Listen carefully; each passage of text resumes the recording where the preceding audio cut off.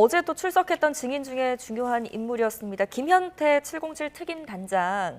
지난해 12월에 눈물의 기자회견을 열지 않았습니까? 그때 했던 이야기와 어제 탄핵 재판정에서 나와서 했던 이야기가 좀 달랐어요. 어떻게 보셨어요? 세부적이거나 어떻게 보면 지엽적인 거는 좀 달랐을 가능성이 있지만 대체적으로는 주요 진술은 일치를 했습니다. 왜냐하면 특임 장관이 나와서 소위 말하는 양심 선언을 하면서 우리 군부대가 뭐 정치 세력에 이용됐다거나 국방부 장관에 이용되겠다 이런 그 어떻게 보면 추상적인 의견 이외에 내가 국회 봉쇄하는데 군대 투입한 게 맞다라는 진술을 했거든요. 이 부분은 인정을 했었습니다. 그리고 그 당시에 국회 현안 질의 과정에서도 국회의원들을 체포하라는 지시는 받은 바 없습니다라고 주장을 했거든요.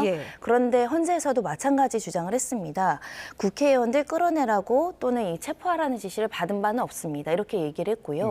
이 각종군 전 사령관도 이 지금 김현태 특임단장에게 그런 지시를 했다고 이야기하지 않습니다. 그리고 오히려 어떤 주장이 나왔냐면 안으로 못 들어가냐, 안으로 들어갈 수 없습니다, 들어갈 수 없습니다 이렇게 얘기했다는 거죠.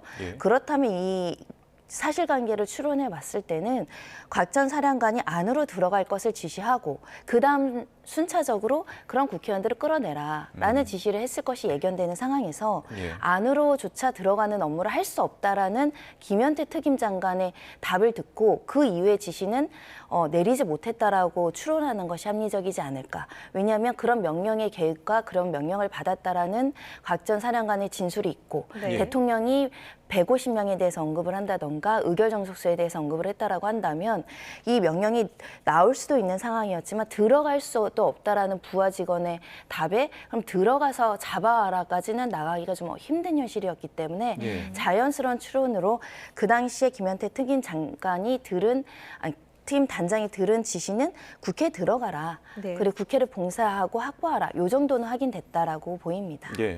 이제 달라진 부분이 끌어내라는 지시 그리고 케이블 타이 부분이었는데 끌어내라는 것은 언급하신 것처럼 맥락 추론으로 좀 살펴볼 수가 있겠고 케이블 타이는 이제 앞서서는 이제 인원을 묶는 것으로 기자회견 때 이야기를 했는데 체포용이 아니라 문 봉쇄용이었다 증언을 했습니다. 이게 조금 달라진 이유는 어디 있을까요? 달라졌다고 보이진 않습니다. 두 증인이 케이블 타이를 사람 묶는 용도라고 진술한 바는 없습니다. 특히 이제 현안 질의나 이런 질의는 처음 있었던 것으로 기억을 합니다. 검찰 조사 과정에서는 진술했을 가능성이 있지만요. 두 명이 일치되게 이것은 사람 묶는 용도가 아니라 이 문을 봉쇄하는 용도였고 유효적절하게 쓰이는 도구이다라고 이야기했기 때문에 두 명이 같은 사실에 대해서 반복적이고 구체적으로 이것은 문봉쇄용이라고 이야기했기 때문에 그것도 역시 신빙성이 높다 이렇게 판단할 수 있을 것 같고요. 다만 이제 케이블 타이는 보통 일반적인 우리의 기준으로는 사람을 묶는 데 쓰는 도구를 생각하다 보니 언론과 일반 대중들이 이 케이블 타이는 사람 묶는 용도였나 이렇게 이제 우리가 이제 추정했을 뿐인데 증인의 진술로서 이것은 문을 묶는 용도다 이렇게 이제 판단이 됐다는 것이고 문을 묶는 용도였을 뿐 사람을 묶는 용도가 아니었다라고 증언이 나온다고 하더라도 이게 윤 대통령 측에는 또 도움이 되는 사실관계는 아닙니다. 그러니까 국회를 보호해야 되는데 국회의 문을 다 잠가버리면 국회의원들이 출입을 못하잖아요. 출입을 금지하라라고 명시적으로 지시를 내리진 않았지만 문을 다 케이블 타이로 묶어버리면 그 안에 국회의원들이 들어가서 의결활동을 할 수가 있나요? 그런 측면에선 이 간접 사실도 결국은 국회의원들의 의결활동을 원만하게 하지 못하기 위해서 의결활동을 방해하기 위해서라고 또 추정할 수 있는 단면입니다.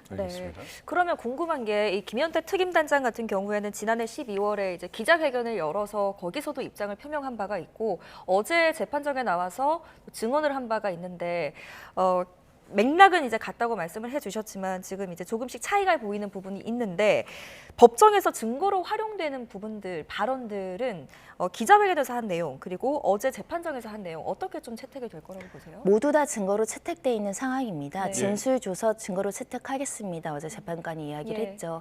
그리고 관련해서 언론 기자회견도 국회 측에서 제출했을 겁니다. 즉 언론에서 기자회견한 내용, 뭐 국방부 현안 질의나 국회에서 답변한 내용 모두 다 증거로 채택이 돼서 종합적으로 검토를 한다라고 보셔야 될 것 같습니다. 예. 증언의 내용도 마찬가지로 모든 그 진술을 확인한 다음에 진술의 신빙성이 있는지를 판단할 것인데 네. 네. 주요 부분과 관련해서 일치된 진술을 일관되게 하고 있는가, 허위 진술을 할 동기가 있는가, 그 사람이 주장이 객관적인 사실로 뒷받침될 수 있는 증거가 있는가, 네. 다른 참고인들과 관계자들, 공범들의 진술과 일치하는가, 그리고 그 진술에 모순점이 없는가를 종합적으로 판단할 것이기 때문에 어제의 헌법재판관의 증언만으로 그 사람의 증언의 신빙성을 따지진 않습니다.